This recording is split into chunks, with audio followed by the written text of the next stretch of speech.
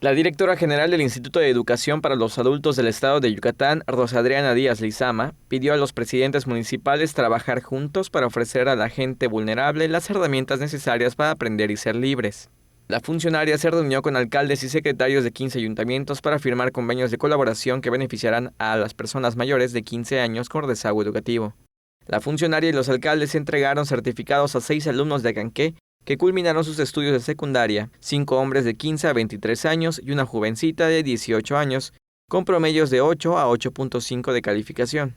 Con la firma de los acuerdos, los alcaldes inscribirán en los programas del instituto a todos sus servidores públicos que no sepan leer ni escribir o no tengan su primaria o secundaria completa. Realizarán campañas de difusión para que las personas con carencias educativas aprovechen los servicios de la institución estatal, que proporcionará sin costo el material didáctico que requieren los estudiantes y las asesorías en las plazas y centros de estudios. Teleyucatán te informa. Teleyucatán te informa, lunes a viernes, 8 de la noche. Síguenos.